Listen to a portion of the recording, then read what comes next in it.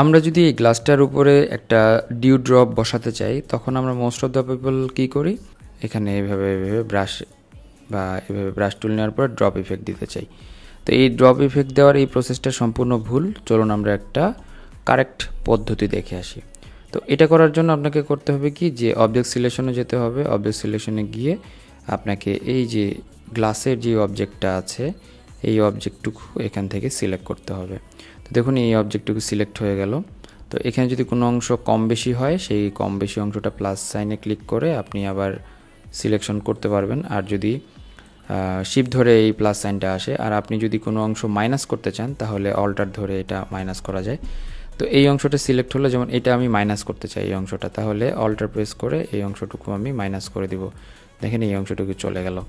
তো এখন যেটা করব, এই লেয়ারটাকে একটা কন্ট্রোল জে করব, তার মানে শুধুমাত্র এই অংশটা আমার আলাদা হয়ে গেল। এরপর আমরা চলে যাব ফাইল থেকে চলে যাব প্লেস এমবেডে।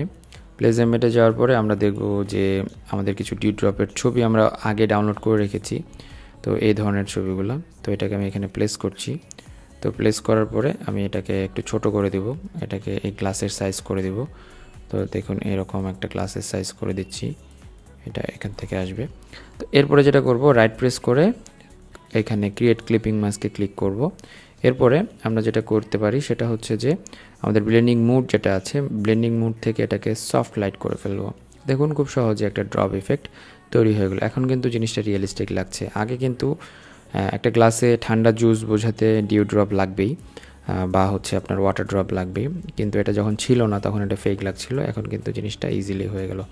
আপনি যদি আরও এটাকে ঠিক করতে চান ব্লেন্ডিং অপশনসে যেতে পারেন, এখান থেকে অল্টার প্রেস করে এটা এটাকে ব্রেক করে আরও রিয়েলিস্টিক করতে চাইলে আপনি এটার সাথে আরও সুন্দর করে ব্লেন্ড হবে। তো থ্যাংক ইউ সো মাচ, ভালো থাকবেন সবাই, সুস্থ থাকবেন। Don't forget to subscribe my channel and hit the bell icon. আল্লাহ হাফেজ, আসসালামু আলাইকুম।